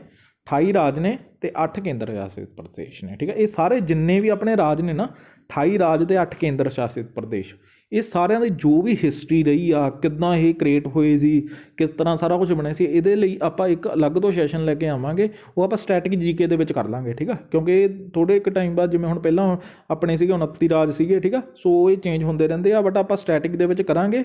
ਉਹਦੇ ਵਿੱਚ ਸਾਰੀ ਹਿਸਟਰੀ ਕਰਾਂਗੇ, ਠੀਕ ਹੈ। ਇਹਦੀ ਪੂਰੀ ਹਿਸਟਰੀ ਕਿ ਕਿਹੜਾ ਰਾਜ ਕਦੋਂ ਫਾਰਮੇਸ਼ਨ ਹੋਈ ਸੀ, ਕਿਹਦੇ 'ਚੋਂ ਵੱਖ ਹੋ ਕੇ ਬਣਿਆ ਸੀ, ਕਿਹੜਾ ਨਾਮ ਚੇਂਜ ਹੋਇਆ ਸੀ, ਉਹ ਸਾਰਾ ਕੁਝ ਆਪਾਂ ਚੰਗੀ ਤਰ੍ਹਾਂ ਸਟੈਟਿਕ ਜੀਕੇ ਦੇ ਵਿੱਚ ਕਵਰ ਕਰਾਂਗੇ, ਠੀਕ ਹੈ ਜੀ। ਜਿਹੜਾ ਕਿ ਜਿੱਦਾਂ ਕਿ ਹੁਣ ਆਪਾਂ ਗੱਲ ਕਰੀਏ ਨਾ PSPCL ਦੇ ਵਿੱਚ, ਜਾਂ ਆਪਣੇ ਦੂਸਰੇ ਹੋਰ ਵੀ ਜੋ ਐਗਜ਼ਾਮ ਹੁੰਦੇ ਨੇ, ਠੀਕ ਆ। ਸੋ ਇਹਦੇ ਵਿੱਚ ਜ਼ਿਆਦਾਤਰ ਸਟੈਟਿਕ ਜੀਕੇ ਹੀ ਪੁੱਛਦੇ ਹੁੰਦੇ ਨੇ ਉਹ। ਬਟ ਜਿਹੜੇ PPSC ਹੋ ਗਈ, ਜਾਂ PSSB ਹੋ ਗਈ, ਜਾਂ ਪੰਜਾਬ ਪੁਲਿਸ ਹੋ ਗਈ, ਇਹਦੇ ਵਿੱਚ ਥੋੜ੍ਹੇ ਜਿਹੇ ਡਿਟੇਲ ਦੇ ਵਿੱਚ ਕੁਐਸਚਨ ਪੁੱਛ ਲੈਂਦੇ ਨੇ। ਸੋ ਇਹਦੇ ਲਈ ਆਪਾਂ ਇਹ ਵਾਲੀ ਥਿਊਰੀ ਕਲਾਸਿਸ ਕਰਨੀਆਂ ਬਹੁਤ ਜ਼ਰੂਰੀ ਆ, ਠੀਕ ਹੈ ਜੀ। ਇੱਦਾਂ ਨਹੀਂ ਕਿ PSPCL ਦੇ ਵਿੱਚ ਇਹ ਕੁਐਸਚਨ ਨਹੀਂ ਆਉਣਗੇ, ਇਹੋ ਜਿਹੇ ਕੁਐਸਚਨ ਆਉਣਗੇ ਪੱਕਾ ਆਉਣਗੇ, ਬਟ ਉਹਦੇ ਵਿੱਚ ਜ਼ਿਆਦਾ ਸਟੈਟਿਕ ਪੁੱਛਦੇ ਨੇ ਉਹ, ਠੀਕ ਹੈ ਜੀ। ਤਾਂ ਅੱਗੇ ਆਪਾਂ ਕਰਾਂਗੇ ਜੀ ਆਰਟੀਕਲ 2 ਆ ਗਿਆ ਸਾਡੇ ਕੋਲ, ਐਡਮਿਸ਼ਨ ਔਰ ਐਸਟੈਬਲਿਸ਼ ਆਫ ਨਿਊ ਸਟੇਟ, ਠੀਕ ਹੈ ਜੀ। ਜਿਹੜਾ ਨਵੀਆਂ ਆਪਣੀਆਂ ਸਟੇਟਸ ਦਾ ਦਾਖਲਾ ਜਾਂ ਨਵੀਂ ਸਟੇਟਸ ਬਣਾਉਣਾ, ਇਹਦੇ ਵਿੱਚ ਲਿਖਿਆ ਹੋਇਆ ਇਹਨਾਂ ਨੇ। ਕਹਿੰਦਾ ਜੀ ਪਾਰਲੀਮੈਂਟ ਨੂੰ ਭਾਰਤੀ ਸੰਘ ਵਿੱਚ ਅਜਿਹੇ ਨਿਯਮਾਂ ਅਤੇ ਸ਼ਰਤਾਂ 'ਤੇ ਨਵੇਂ ਰਾਜਾਂ ਦੀ ਸਥਾਪਨਾ ਕਰਨ ਦਾ ਅਧਿਕਾਰ ਦਿੰਦਾ, ਠੀਕ ਹੈ। ਪਾਰਲੀਮੈਂਟ, ਇਹਨੂੰ ਯਾਦ ਕਰੋ, ਠੀਕ ਹੈ ਜੀ। ਕੌਣ ਚੇਂਜ ਕਰ ਸਕਦਾ ਜਾਂ ਕੌਣ ਉਹ ਕਰ ਸਕਦਾ? ਪਾਰਲੀਮੈਂਟ, ਠੀਕ ਹੈ ਜੀ। ਸੰਸਦ, ਆਪਣੀ ਸੰਸਦ ਕਰ ਸਕਦਾ, ਸੰਸਦ ਕੋਲ ਅਧਿਕਾਰ ਆ ਜੋ ਉਹ ਉਚਿਤ ਸਮਝਦਾ ਹੈ। ਇਸ ਤਰ੍ਹਾਂ ਆਰਟੀਕਲ 2 ਸੰਸਦ ਨੂੰ, ਠੀਕ ਹੈ ਜੀ, ਸੰਸਦ ਨੂੰ 2 ਸ਼ਕਤੀਆਂ ਦਿੰਦਾ ਹੈ। ਆਰਟੀਕਲ 2 ਭਾਰਤ ਦੇ ਨਵੇਂ ਰਾਜਾਂ ਦੇ ਸੰਘ ਵਿੱਚ ਦਾਖਲੇ ਦੀ ਸ਼ਕਤੀ, ਠੀਕ ਆ। ਨਵੇਂ ਰਾਜ ਸਥਾਪਿਤ, ਜਿਹੜੀ ਆਪਾਂ ਨਵੇਂ ਰਾਜ ਸਥਾਪਿਤ ਕਰਨਾ ਵਾ, ਸਟੈਬਲਿਸ਼ ਕਰਨਾ, ਉਹ ਸਾਰਾ ਕੁਛ ਆਰਟੀਕਲ 2 ਦੇ ਵਿੱਚ ਲਿਖਿਆ ਹੋਇਆ। ਸੋ ਆਰਟੀਕਲ 3 ਹੁਣ ਆਪਣਾ ਮੋਸਟ ਇੰਪੋਰਟੈਂਟ ਆਰਟੀਕਲ ਆ ਗਿਆ ਜੀ, ਆਰਟੀਕਲ 3, ਜਿਹਦੇ ਵਿੱਚ ਕਿ ਉਹਦੇ ਵਿੱਚ ਦਿੱਤਾ ਜਾਂਦਾ ਵੀ ਕਿਸ ਤਰ੍ਹਾਂ ਚੇਂਜ ਕਰਨਾ ਵਾ ਤੁਸੀਂ, ਠੀਕ ਆ।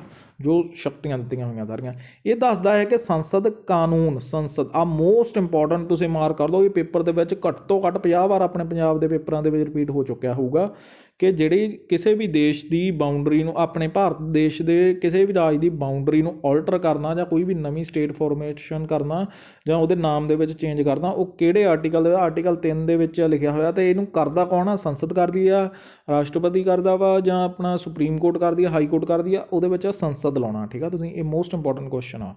ਅਤੇ ਇਹਦੇ ਵਿੱਚ ਕਹਿੰਦਾ ਜੀ ਇੱਕ ਦੁਆਰਾ ਕਿਸੇ ਰਾਜ ਤੋਂ ਇੱਕ ਖੇਤਰ ਨੂੰ ਵੱਖ ਕਰਕੇ 2 ਜਾਂ 2 ਤੋਂ ਵੱਧ ਰਾਜਾਂ ਨੂੰ ਪੂਰੀ ਤਰ੍ਹਾਂ ਜਾਂ ਹਿੱਸਿਆਂ ਵਿੱਚ ਜੋੜ ਕੇ, ਜਾਂ ਕਿਸੇ ਪ੍ਰਦੇਸ਼ ਨੂੰ, ਠੀਕ ਆ ਜੀ, ਕਿਸੇ ਰਾਜ ਦੇ ਇੱਕ ਹਿੱਸੇ ਨਾਲ ਜੋੜ ਕੇ ਇੱਕ ਨਵਾਂ ਰਾਜ ਬਣਾ ਸਕਦੀ ਆ। ਉਹ ਕੁਛ ਵੀ ਕਰ ਸਕਦੀ ਆ, ਚਾਹੇ 2 ਰਾਜਾਂ ਨੂੰ ਇੱਕ ਬਣਾ ਸਕਦੀ ਆ, ਇੱਕ ਰਾਜ ਨੂੰ 2 ਰਾਜਾਂ ਦੇ ਵਿੱਚ ਤਬਦੀਲ ਕਰ ਸਕਦੀ ਆ, ਸਾਰਾ ਕੁਛ ਵੀ ਕਰ ਸਕਦੀ ਆ ਸੰਸਦ, ਠੀਕ ਆ ਜੀ। ਬਟ ਉਹ ਹੁੰਦੀ ਕਿਵੇਂ ਆ, ਠੀਕ ਆ ਜੀ। ਹੁਣ ਉਹਦੇ ਵਿੱਚ ਕਰਦੇ ਕੀ ਕਰਦਾ? ਨਵੇਂ ਰਾਜਾਂ ਦਾ ਗਠਨ ਕਰ ਸਕਦੇ ਨੇ ਇਹ ਇਹਦੇ ਵਿੱਚ, ਠੀਕ ਹੈ ਜੀ।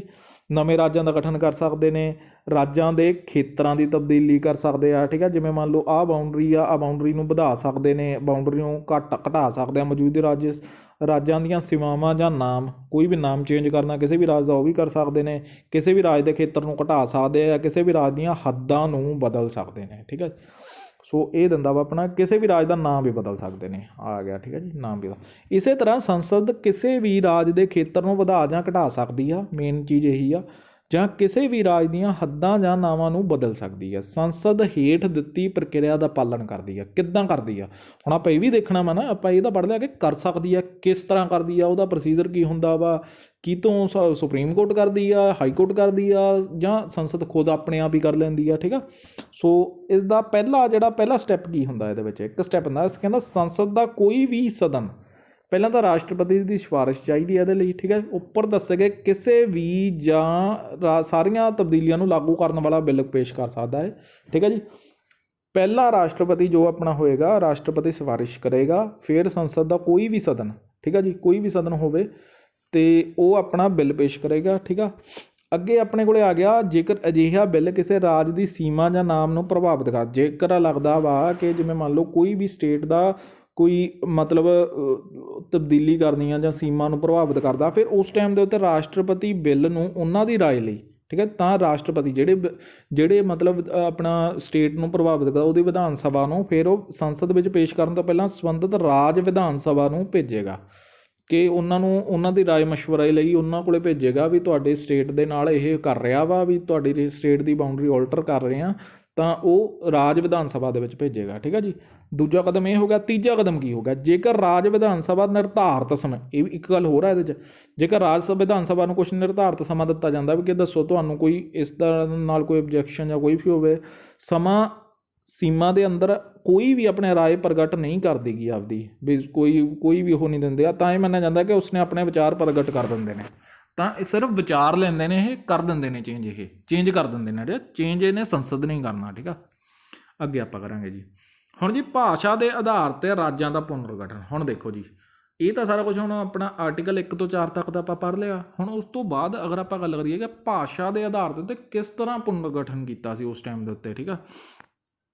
ਆਜ਼ਾਦੀ ਤੋਂ ਬਾਅਦ ਭਾਰਤ ਦੇ ਕੁਝ ਹਿੱਸੇ ਵਿੱਚ ਕੁਝ ਰਾਜਾਂ ਵਿੱਚ ਭਾਸ਼ਾ ਦੇ ਆਧਾਰ 'ਤੇ ਪੁਨਰਗਠਨ ਦੀ ਮੰਗ ਕੀਤੀ, ਕਿਉਂਕਿ ਸਾਰਿਆਂ ਨੇ ਕਿਹਾ ਕਿ ਸਾਨੂੰ ਇੱਕ ਅਲੱਗ ਤੋਂ ਰਾਜ ਦਿੱਤਾ ਜਾਵੇ ਭਾਸ਼ਾ ਦੇ ਆਧਾਰ 'ਤੇ।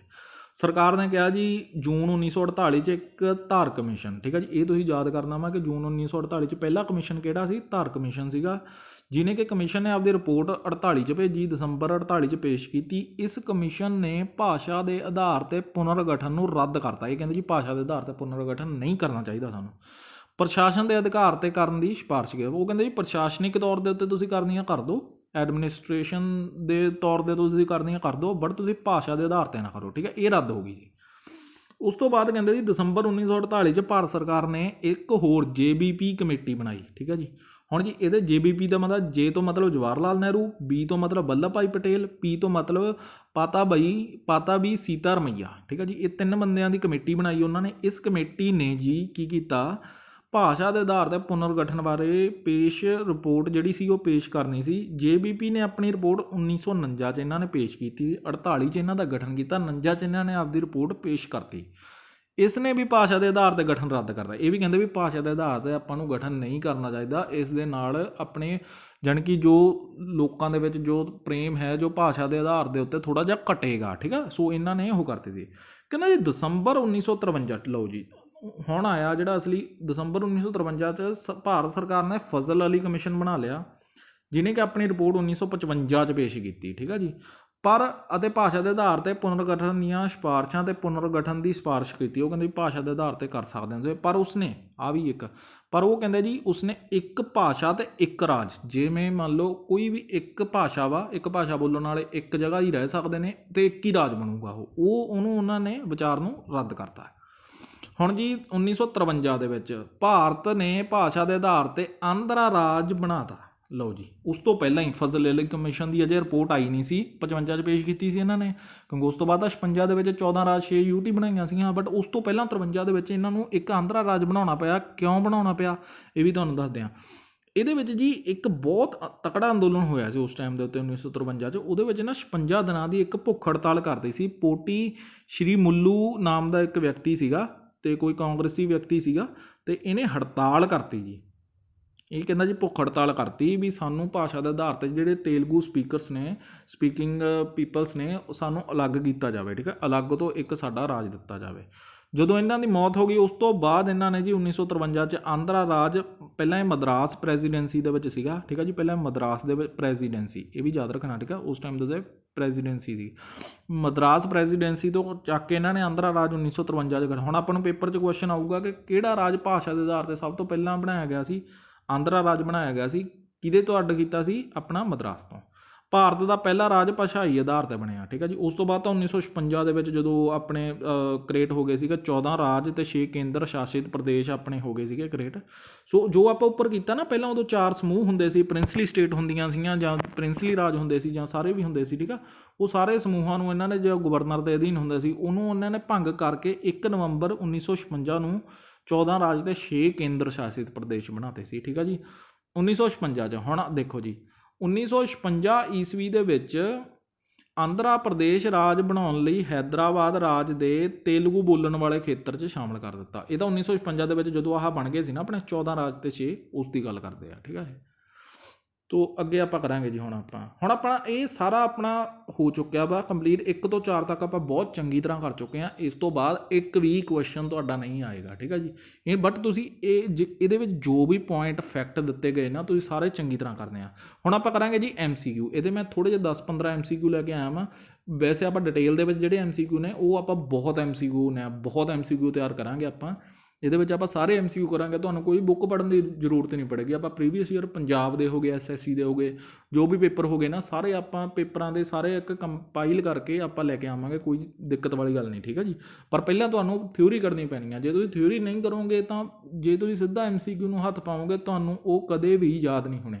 ਖਾਸ ਕਰ ਜਿਹੜੇ ਹਿਸਟਰੀ ਹੋ ਗਿਆ, ਪੋਲਿਟੀ ਹੋ ਗਿਆ, ਇਹ ਸਬਜੈਕਟ ਇਹੋ ਜਿਹੇ ਸਟੈਟਿਕ GK ਤੁਸੀਂ ਯਾਦ ਕਰ ਸਕਦੇ ਹੋ। ਬਟ ਜਿਹੜੇ ਇਹ ਸਬਜੈਕਟ ਨੇ ਨਾ ਇਹ ਤੁਹਾਨੂੰ ਚੈਪਟਰ ਵਾਈਜ਼ ਹੀ ਪੜ੍ਹਨੇ ਪੈਣੇ ਆ। ਚੈਪਟਰ ਵਾਈਜ਼ ਇੱਕ ਵਾਰ ਤੁਸੀਂ ਪੜ੍ਹੇ ਹੋਣਗੇ, ਚੈਪਟਰ ਵਾਈਜ਼ ਤੁਸੀਂ ਉਹਦੇ ਥੋੜ੍ਹੇ ਜਿਹੇ MCQ ਕੀਤੇ ਹੋਣਗੇ, ਉਸ ਤੋਂ ਬਾਅਦ ਤੁਹਾਨੂੰ ਜਿੱਦਾਂ ਮਰਜ਼ੀ ਪੇਪਰ ਦੇ ਵਿੱਚ ਘੁਮਾ ਕੇ ਕੁਐਸਚਨ ਪੁੱਛ ਲੈਣ ਤਾਂ ਤੁਹਾਡਾ ਆਨਸਰ ਬਿਲਕੁਲ ਸਹੀ ਜਾਊਗਾ, ਠੀਕ ਹੈ ਜੀ। ਤਾਂ ਪਹਿਲਾ ਕੁਐਸਚਨ ਆਪਾਂ ਕਰਾਂਗੇ ਹੁਣ ਜਿਹੜਾ ਆਪਣਾ ਭਾਰਤੀ ਸੰਵਿਧਾਨ ਵਿੱਚ ਰਾਜਾਂ ਦਾ ਸੰਘ ਜਿਹੜਾ ਬਣਿਆ, ਯੂਨੀਅਨ ਆਫ ਸਟੇਟਸ ਬਣਿਆ, ਇਹ ਵਿਚਾਰ ਕਿਤੋਂ ਲਿਆ ਗਿਆ ਵਾ? ਬੈਲਜੀਅਮ ਤੋਂ ਲਿਆ ਗਿਆ। ਸੰਵਿਧਾਨ ਤੋਂ ਪ੍ਰਭਾਵਿਤ ਹੋਇਆ ਵਾ, ਠੀਕ ਆ। ਆਸਟ੍ਰੇਲੀਆ ਸੰਵਿਧਾਨ ਤੋਂ ਪ੍ਰਭਾਵਿਤ ਹੋਇਆ, ਕੋਲੰਬੀਆ ਤੋਂ ਹੋਇਆ, ਭੂਟਾਨ ਤੋਂ ਹੋਇਆ। ਇਹ ਹੋਇਆ ਜੀ ਆਪਣਾ ਆਸਟ੍ਰੇਲੀਅਨ ਸੰਵਿਧਾਨ ਤੋਂ, ਠੀਕ ਹੈ ਜੀ। ਸੋ ਅੱਗੇ ਆ ਗਿਆ ਸਾਡੇ ਕੋਲੇ ਪੰਜਾਬੀ ਬੋਲਣ ਵਾਲੇ ਲੋਕਾਂ ਲਈ ਪੰਜਾਬ ਦਾ, ਠੀਕ ਆ। ਇਹ ਮੋਸਟ ਰਿਪੀਟਡ ਕੁਐਸਚਨ ਆਪਣੇ ਪੰਜਾਬ ਐਗਜ਼ਾਮ 'ਚ। ਪੰਜਾਬੀ ਬੋਲਣ ਵਾਲੇ ਲੋਕਾਂ ਲਈ ਪੰਜਾਬ ਦਾ ਇੱਕ ਭਾਸ਼ਾਈ ਰਾਜ ਬਣਾਉਣ ਲਈ ਸਿਫਾਰਿਸ਼ ਕਿਹਨੇ ਕੀਤੀ ਸੀ? ਸ਼ਾਹ ਕਮਿਸ਼ਨ ਨੇ ਕੀਤੀ ਸੀ, ਫਜ਼ਲ ਅਲੀ ਕਮਿਸ਼ਨ ਨੇ ਕੀਤੀ ਸੀ, JBP ਕਮਿਸ਼ਨ ਨੇ ਕੀਤੀ ਸੀ ਜਾਂ ਧਰ ਕਮਿਸ਼ਨ ਨੇ? ਸੋ ਇਹਦਾ ਕਰੈਕਟ ਆਨਸਰ ਬਣੇਗਾ ਜੀ ਸ਼ਾਹ ਕਮਿਸ਼ਨ ਨੇ 1966 ਦੇ ਵਿੱਚ, ਠੀਕ ਹੈ ਜੀ, ਜਦੋਂ ਆਪਣੇ ਭਾਸ਼ਾ ਦੇ ਆਧਾਰ ਦੇ ਉੱਤੇ ਇਹਦੀ ਸਿਫਾਰਿਸ਼ ਕੀਤੀ ਸੀ, ਠੀਕ ਹੈ ਜੀ। ਉਹ ਵੀ ਆਪਾਂ ਅੱਗੇ ਕਰਾਂਗੇ ਜਦੋਂ ਆਪਾਂ 1966 ਦੇ ਜਦੋਂ ਪੰਜਾਬ GK ਕਰ ਰਹੇ ਹਾਂ ਨਾ, ਇਹਨੂੰ ਆਪਾਂ ਪੂਰੇ ਕਮਿਸ਼ਨ ਨੂੰ ਆਪਾਂ ਚੰਗੀ ਤਰ੍ਹਾਂ ਪੜ੍ਹਾਂਗੇ ਕਿ ਉਸ ਟਾਈਮ ਦੇ ਉੱਤੇ ਕਿਸ ਤਰ੍ਹਾਂ ਜਾਣੀ ਪੰਜਾਬ ਦੇ ਵਿੱਚ ਹਰਿਆਣਾ ਅਲੱਗ ਕਰਤਾ ਸੀਗਾ, ਨਾਲ ਆਪਣਾ ਹਿਮਾਚਲ ਪ੍ਰਦੇਸ਼ ਨੂੰ UT ਬਣਾਤਾ ਸੀਗਾ ਉਸ ਟਾਈਮ ਦੇ ਉੱਤੇ, ਠੀਕ ਆ। ਹਿਮਾਚਲ ਪ੍ਰਦੇਸ਼ 66 ਦੇ ਵਿੱਚ ਯਾਦ ਰੱਖਣਾ ਤੁਸੀਂ ਉਸ ਟਾਈਮ ਦੇ ਉੱਤੇ UT ਬਣੀ ਸੀ, ਠੀਕ ਹੈ ਜੀ। ਅਤੇ ਉਸ ਤੋਂ ਬਾਅਦ 1971 ਦੇ ਵਿੱਚ ਸ਼ਾਇਦ ਜਾ ਕੇ ਹਿਮਾਚਲ ਪ੍ਰਦੇਸ਼ ਨੂੰ ਇੱਕ ਰਾਜ ਸਟੇਟ ਬਣਾਤਾ ਸੀ, ਠੀਕ ਆ। ਸੋ ਇਹਨਾਂ ਨੂੰ ਅੱਗੇ ਆਪਾਂ ਕਰਾਂਗੇ ਜੀ। ਇਹ ਆਪਣਾ ਕੁਐਸਚਨ ਹੋ ਗਿਆ ਫਜ਼ਲ ਅਲੀ ਕਮਿਸ਼ਨ। ਇਹ ਸਾਰੇ ਜਿੰਨੀਆਂ ਵੀ UT ਮੈਂ ਤੁਹਾਨੂੰ ਦੱਸਿਆ ਵੀ ਉਹਦੇ ਲਈ ਆਪਾਂ ਇੱਕ ਅਲੱਗ ਸੈਸ਼ਨ ਲੈ ਕੇ ਆਵਾਂਗੇ। ਫਜ਼ਲ ਅਲੀ ਕਮਿਸ਼ਨ ਦੀਆਂ ਸਿਫਾਰਿਸ਼ਾਂ ਹੇਠ ਲਿਖੀਆਂ ਵਿੱਚੋਂ ਕਿਹੜੀਆਂ ਨੇ ਕਿ ਦੱਸੋ ਜੀ? ਭਾਸ਼ਾ ਨੂੰ ਪੁਨਰਗਠਨ ਦੇ ਆਧਾਰ ਵਜੋਂ ਸਵੀਕਾਰ ਕੀਤਾ ਗਿਆ ਫਜ਼ਲ ਅਲੀ ਕਮਿਸ਼ਨ। 14 ਰਾਜ ਅਤੇ 6 ਕੇਂਦਰ ਸ਼ਾਸਿਤ ਬਣਾਉਣ ਦੀ ਪ੍ਰਸਤਾਵਨਾ ਕੀਤੀ, ਠੀਕ ਹੈ ਜੀ। ਇਸ ਨੇ ਇੱਕ ਭਾਸ਼ਾ ਇੱਕ ਰਾਜ ਦੇ ਆਧਾਰ ਨੂੰ ਰੱਦ ਕੀਤਾ। ਦੱਸੋ ਜੀ ਇਹਨਾਂ ਦੇ ਵਿੱਚੋਂ ਕਿਹੜਾ ਸਹੀ ਆ? ਠੀਕ ਹੈ ਜੀ, ਉਹ ਤਿੰਨੇ ਹੀ ਸਹੀ ਆ, ਠੀਕ ਹੈ ਜੀ। ਇੱਕ ਭਾਸ਼ਾ ਇੱਕ ਰਾਜ ਦੇ ਆਧਾਰ ਕੀਤਾ, 14 ਰਾਜ ਦੇ 6 ਕੇਂਦਰ ਸ਼ਾਸਿਤ ਪ੍ਰਦੇਸ਼ ਬਣੇ ਸੀ ਉਸ ਟਾਈਮ 1956 ਤੋਂ, ਸਾਰਾ ਸਹੀ ਚਲੇ ਜਾਣਗੇ। ਨੈਕਸਟ ਆਪਣਾ ਕੁਐਸਚਨ ਆ ਗਿਆ ਜੀ। ਹੁਣ ਆ ਗਿਆ ਜੀ ਸਾਡੇ ਕੋਲੇ ਭਾਰਤੀ ਸੰਵਿਧਾਨ ਅਨੁਛੇਦ ਵਿੱਚ ਭਾਰਤ ਨੂੰ ਰਾਜਾਂ ਦੇ ਸੰਘ India as a union of state ਦੇ ਰੂਪ ਵਿੱਚ ਵਰਣਨ ਕੀਤਾ। ਕਿਹੜੇ ਆਰਟੀਕਲ ਦੇ ਵਿੱਚ ਆ? 1 'ਚ, 16 'ਚ, 20 'ਚ, 27 'ਚ? ਸੋ ਇਹ ਤਾਂ ਤੁਹਾਡਾ ਆਪਸ਼ਨ ਸੀ ਐਲੀਮੀਨੇਟ ਹੋ ਗਈਆਂ ਕਿਉਂਕਿ ਆਪਾਂ ਆਰਟੀਕਲ 1 ਤੋਂ 4 ਤੱਕ ਪੜ੍ਹਿਆ। ਸੋ ਆਰਟੀਕਲ 1 ਸਾਡਾ ਆਨਸਰ ਹੋ ਜਾਏਗਾ। ਨੈਕਸਟ ਕੁਐਸਚਨ ਆ ਗਿਆ, ਕਹਿੰਦਾ ਡੈਸ਼ ਵਿੱਚ ਆਂਧਰਾ ਪ੍ਰਦੇਸ਼ ਨੂੰ ਇੱਕ ਭਾਸ਼ਾਈ ਰਾਜ ਵਜੋਂ ਬਣਾਇਆ ਗਿਆ। ਇਹ ਵੀ ਆਪਾਂ ਕਰ ਚੁੱਕੇ ਹਾਂ। 1953 ਦੇ ਵਿੱਚ ਅਮੈਂਡਮੈਂਟ ਕਰਕੇ ਆਂਧਰਾ ਪ੍ਰਦੇਸ਼ ਨੂੰ ਇੱਕ ਭਾਸ਼ਾਈ ਰਾਜ ਬਣਾਇਆ ਗਿਆ ਸੀ। ਮਦਰਾਸ ਤੋਂ ਅਲੱਗ ਕੀਤਾ ਸੀ ਇਹਨਾਂ ਨੇ ਤੇਲਗੂ ਸਪੀਕਿੰਗ ਪੀਪਲਸ ਲਈ। ਸੋ ਇਹਦੇ ਵਿੱਚ ਤੁਸੀਂ ਆਹ ਵਾਲਾ ਕੁਐਸਚਨ ਵੀ ਬਹੁਤ ਰਿਪੀਟ ਹੁੰਦਾ ਵਾ, ਮੋਸਟ ਇੰਪੋਰਟੈਂਟ ਕੁਐਸਚਨ ਆ, ਠੀਕ ਆ ਇਹ। ਸੋ ਇਹਨੂੰ ਤੁਸੀਂ ਚੰਗੀ ਤਰ੍ਹਾਂ ਕਰ ਲੈਣਾ। ਨੈਕਸਟ ਆ ਗਿਆ ਜੀ ਸਾਡੇ ਕੋਲ ਕੁਐਸਚਨ, ਭਾਰਤ ਦੇ ਸੰਵਿਧਾਨ ਦੇ ਵਰਣਨ ਦੇ ਅਨੁਸਾਰ ਹੇਠ ਲਿਖਿਆਂ ਵਿੱਚੋਂ ਕਿਹੜਾ ਸਹੀ ਆ? ਭਾਰਤ ਇੱਕ ਸੰਘੀ ਰਾਸ਼ਟਰ ਆ, ਭਾਰਤ ਰਾਜਾਂ ਦਾ ਇੱਕ ਸੰਘ ਆ, ਭਾਰਤ ਰਾਜ ਦਾ ਸੰਘ ਹੈ। ਸੋ ਇਹਨੂੰ ਤੁਸੀਂ ਜਦੋਂ ਵੀ ਤੁਹਾਡੇ ਕੋਲ ਇਸ ਤਰ੍ਹਾਂ ਇਹ ਵਾਲਾ ਕੁਐਸਚਨ ਆ ਨਾ, ਮੋਸਟ ਰਿਪੀਟਡ ਕੁਐਸਚਨ ਆ। ਸੋ ਇਹ ਕੁਐਸਚਨ ਵੀ ਤੁਸੀਂ ਯਾਦ ਕਰਨਾ ਕਿ ਭਾਰਤ ਕੀ ਆ, ਠੀਕ ਆ। ਸੋ ਇਹ ਭਾਰਤ ਆਪਣਾ ਯੂਨੀਅਨ ਆਫ ਸਟੇਟਸ ਆ, ਭਾਰਤ ਰਾਜ ਦਾ ਸੰਘ ਹੈ, ਠੀਕ ਹੈ ਜੀ। ਸੋ ਅੱਗੇ ਆ ਗਿਆ ਜੀ ਆਪਣੇ ਕੋਲ ਕੁਐਸਚਨ ਨੈਕਸਟ। ਸੋ ਇਹਨੂੰ ਤੁਸੀਂ ਨਾ ਆਪਣਾ ਇੰਗਲਿਸ਼ ਦੇ ਵਿੱਚ ਯਾਦ ਕਰਨਾ, ਕਿਉਂਕਿ ਪੰਜਾਬੀ ਦੇ ਵਿੱਚ ਸਮ ਟਾਈਮ ਇਹਦੇ ਵਿੱਚ ਤੁਹਾਨੂੰ ਕਨਫਿਊਜ਼ਨ ਹੋਵੇ, ਕਿਉਂਕਿ ਬਿਲਕੁਲ ਨਾਮ ਨਾਲ ਜੁੜਦੇ ਨਾਮ ਹੁੰਦੇ ਨੇ। ਸੋ ਇਹਨੂੰ ਤੁਸੀਂ ਫੈਡਰੇਸ਼ਨ ਆਫ ਸਟੇਟ ਨੀਗਾ, ਠੀਕ ਹੈ, ਜਾਂ ਯੂਨੀਅਨ ਆਫ ਸਟੇਟਸ ਆ, ਇਹਨੂੰ ਬਸ ਤੁਸੀਂ ਯੂਨੀਅਨ ਆਫ ਸਟੇਟ ਨੂੰ ਇੱਕ ਵਾਰ ਯਾਦ ਕਰ ਦਿਓ, ਤੁਹਾਨੂੰ ਕਦੇ ਨਹੀਂ ਭੁੱਲੇਗਾ। ਅੱਗੇ ਹੈਗਾ ਡੈਸ਼ ਦੀ ਸਹਿਮਤੀ ਵਿਚਾਰ ਵਟਾਂਦਰਾ ਭਾਰਤ ਵਿੱਚ ਇੱਕ ਨਵਾਂ ਰਾਜ ਬਣਾਉਣ ਵਿੱਚ ਸ਼ਾਮਲ ਨਹੀਂ ਹੈ। ਜਦੋਂ ਭਾਰਤ ਦੇ ਵਿੱਚ ਨਵਾਂ ਰਾਜ ਬਣਦਾ, ਕਿਹਦੀ ਸਹਿਮਤੀ ਦੀ ਨਹੀਂ ਲੋੜ ਪੈਂਦੀ ਸਾਨੂੰ? ਰਾਸ਼ਟਰਪਤੀ। ਬਿਲਕੁਲ ਜੀ, ਰਾਸ਼ਟਰਪਤੀ ਦੀ ਤਾਂ ਲੋੜ ਪਊਗੀ ਆਪਾਂ ਨੂੰ। ਰਾਸ਼ਟਰਪਤੀ ਆਪਾਂ ਨੂੰ ਸੁਜੈਸਟ ਕਰਦਾ ਵਾ, ਇਹਦੀ ਸਿਫਾਰਿਸ਼ ਕਰਦਾ ਵਾ ਕਿ ਹਾਂ ਤੁਸੀਂ ਬਣਾ ਸਕਦੇ ਹੋ।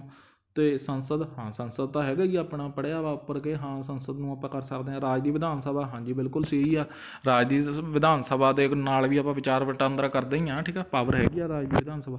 ਸੋ ਸੁਪਰੀਮ ਕੋਰਟ ਦੀ ਰਾਏ ਲੈਣ ਦੀ ਜ਼ਰੂਰਤ ਨਹੀਂ ਪੈਂਦੀ ਗੀ ਆਪਾਂ ਨੂੰ, ਅਗਰ ਆਪਾਂ ਭਾਰਤ ਦੇ ਵਿੱਚ ਕੋਈ ਨਵਾਂ ਰਾਜ ਬਣਾਉਣਾ ਜਾਂ ਆਪਾਂ ਕਿਸੇ ਵੀ ਆਪਣੇ ਰਾਜ ਦੀ ਬਾਊਂਡਰੀ ਨੂੰ ਆਲਟਰ ਕਰਨਾ, ਠੀਕ ਹੈ ਜੀ। ਹੁਣ ਅਗਲਾ ਆਪਾਂ ਆ ਗਿਆ ਜੀ 8 ਨੰਬਰ ਕੁਐਸਚਨ, ਭਾਰਤ ਦੀ ਕਿਹੜੀ ਸੰਵਿਧਾਨਕ ਸੋਧ? ਆਹ ਕੁਐਸਚਨ ਬਹੁਤ ਰਿਪੀਟਡ ਆ, ਠੀਕ ਹੈ ਜੀ। ਭਾਰਤ ਦੀ ਕਿਹੜੀ ਸੰਵਿਧਾਨਕ ਸੋਧ ਸੀ ਜਿਹਦੇ ਵਿੱਚ ਕਿ ਦਿੱਲੀ ਨੂੰ ਰਾਸ਼ਟਰੀ ਰਾਜਧਾਨੀ ਖੇਤਰ ਵਜੋਂ ਦਰਸਾਉਂਦੀ ਆ? ਸੋ ਇਹ 69ਵੀਂ ਸੋਧ ਸੀਗੀ ਬੀ, ਇਹਨੂੰ ਤੁਸੀਂ ਯਾਦ ਕਰ ਲੈਣਾ, ਠੀਕ ਹੈ ਜੀ। ਅੱਗੇ ਆ ਗਿਆ ਸਾਡੇ ਕੋਲੇ ਹੇਠ ਲਿਖਿਆਂ ਵਿੱਚੋਂ ਕਿਸ ਕੋਲ ਭਾਰਤ ਵਿੱਚ ਇੱਕ ਨਵਾਂ ਰਾਜ ਬਣਾਉਣ ਦੀ ਸ਼ਕਤੀ ਹੈ? ਆਪਾਂ ਕੀਤਾ ਹੀ ਹੋਇਆ ਕਿ ਸੰਸਦ ਕੋਲ ਆ, ਮੰਤਰੀ ਮੰਡਲ ਆ, ਪ੍ਰਧਾਨ ਮੰਤਰੀ ਕੋਲੇ ਆ, ਜਾਂ ਰਾਸ਼ਟਰਪਤੀ? ਸੰਸਦ, ਪਾਰਲੀਮੈਂਟ ਕੋਲੇ ਆਪਣੀ ਕੋਲੇ ਇਹ ਸ਼ਕਤੀ ਹੈ। ਨੈਕਸਟ ਆਪਣਾ ਆ ਜਾਏਗਾ 10 ਨੰਬਰ ਕੁਐਸਚਨ, ਭਾਰਤੀ ਸੰਵਿਧਾਨ ਵਿੱਚ ਹੇਠ ਲਿਖਿਆਂ ਆਰਟੀਕਲ ਵਿੱਚੋਂ ਕਿਹੜਾ ਕੇਂਦਰ ਸਰਕਾਰ ਨੂੰ ਭਾਰਤ ਵਿੱਚ ਕਿਸੇ ਰਾਜ ਦੀਆਂ ਸੀਮਾਵਾਂ ਨੂੰ ਘਟਾਉਣ ਜਾਂ ਵਧਾਉਣ ਦੀ ਇਜਾਜ਼ਤ ਦਿੰਦਾ ਹੈ? ਠੀਕ ਹੈ, ਕਿਹੜਾ ਆਰਟੀਕਲ ਆ? ਆਰਟੀਕਲ ਨੰਬਰ 3 ਇਹ ਸਾਨੂੰ ਇਜਾਜ਼ਤ ਦਿੰਦਾ ਵਾ, ਆਪਾਂ ਕੀਤਾ ਹੋਇਆ ਵਾ ਉੱਪਰ। ਨੈਕਸਟ ਹੈਗਾ ਤੇ ਆਹ ਦੇਖੋ ਜੀ, ਤੇਲਗੂ ਬੋਲਣ ਵਾਲਿਆਂ ਦੀ ਹਿੱਤਾਂ ਦੀ ਰਾਖੀ ਲਈ ਆਂਧਰਾ ਪ੍ਰਦੇਸ਼ 'ਚ ਭੁੱਖ ਹੜਤਾਲ ਕਰਨ ਵਾਲਾ ਆਗੂ ਕੌਣ ਸੀ? ਸੌਰੀ, ਆਂਧਰਾ ਪ੍ਰਦੇਸ਼ ਤਾਂ ਉਸ ਟਾਈਮ ਬਣਿਆ ਹੀ ਨਹੀਂ ਸੀ, ਠੀਕ ਹੈ ਜੀ। ਸੋ ਉਸ ਟਾਈਮ ਦੇ ਉੱਤੇ ਜੋ ਰਾਖੀ ਕਰਨ ਲਈ ਜੋ ਭੁੱਖ ਹੜਤਾਲ ਕੀਤੀ ਸੀ ਉਸ ਟਾਈਮ ਦੇ ਉੱਤੇ, ਉਹ ਆਗੂ ਕਿਹੜਾ ਸੀ ਜਿਹਦੀ ਮੌਤ ਹੋ ਗਈ ਸੀ? ਮੇਨ ਇਹੀ ਆ ਵੀ ਉਸ ਟਾਈਮ ਦੇ ਉੱਤੇ ਭੁੱਖ ਹੜਤਾਲ ਕਿਹਨੇ ਕੀਤੀ ਸੀ? ਠੀਕ ਹੈ, ਆਂਧਰਾ ਪ੍ਰਦੇਸ਼ ਜਦੋਂ ਕ੍ਰੀਏਟ ਹੋਇਆ ਸੀ ਉਸ ਟਾਈਮ, ਯਾਨੀ ਉਹਦਾ ਮੇਨ ਰੀਜ਼ਨ ਕੀ ਸੀ? ਇਹ ਸੀਗਾ ਪੋਟੀ ਸ਼੍ਰੀਮੱਲੂ ਸੀਗਾ, ਜਿਹਨੇ ਕਿ ਉਸ ਟਾਈਮ ਦੇ ਉੱਤੇ ਭੁੱਖ ਹੜਤਾਲ ਕੀਤੀ ਸੀ, 56 ਦਿਨ ਦੀ ਭੁੱਖ ਹੜਤਾਲ ਕੀਤੀ ਸੀ। ਉਸ ਤੋਂ ਬਾਅਦ ਇਹਦੀ ਡੈਥ ਹੋ ਗਈ ਸੀ, ਠੀਕ ਹੈ ਜੀ। ਸੋ ਇਹ ਵੀ ਤੁਸੀਂ ਯਾਦ ਕਰ ਲੈਣਾ ਵਾ। ਸੋ ਇਹ ਸੀਗੇ ਆਪਣੇ ਅੱਜ ਦੇ ਕੁਐਸਚਨ। ਆਪਣੀ ਕਲਾਸ ਇਹ ਖਤਮ ਹੋ ਚੁੱਕੀ ਆ। ਅਗਲੀ ਕਲਾਸ ਆਪਾਂ ਲੈ ਕੇ ਆਵਾਂ ਜੀ ਆਰਟੀਕਲ 5 ਤੋਂ ਲੈ ਕੇ 11 ਤੱਕ, ਜੋ ਕਿ ਭਾਰਤੀ ਨਾਗਰਿਕਤਾ ਹੈ, ਜੋ ਕਿ ਇੰਡੀਅਨ ਸਿਟੀਜ਼ਨਸ਼ਿਪ ਆ। ਸੋ ਇਹਦੇ ਵਿੱਚੋਂ ਕੁਐਸਚਨ ਉਸ ਤੋਂ ਬਾਅਦ ਆਪਣੀ ਸਾਰੇ ਅੱਗੇ ਚੱਲੀ ਜਾਣਗੇ, ਫੰਡਾਮੈਂਟਲ ਰਾਈਟਸ, ਡਿਊਟੀਜ਼, DPSP, ਸਾਰਾ ਕੁਝ ਆਪਾਂ ਚੰਗੀ ਤਰ੍ਹਾਂ ਕਰਾਂਗੇ, ਠੀਕ ਹੈ ਜੀ। ਸੋ ਤੁਸੀਂ ਚੈਨਲ ਨਾਲ ਬਣੇ ਰਹਿਣਾ ਵਾ, ਅਤੇ ਆਪਣੇ ਚੈਨਲ ਨੂੰ ਲਾਈਕ ਅਤੇ ਸਬਸਕ੍ਰਾਈਬ ਜ਼ਰੂਰ ਕਰਿਓ, ਠੀਕ ਹੈ ਜੀ, ਅਗਰ ਤੁਹਾਨੂੰ ਵਧੀਆ ਲੱਗੇ। ਸੋ ਠੀਕ ਹੈ ਜੀ, ਥੈਂਕ ਯੂ, ਧੰਨਵਾਦ।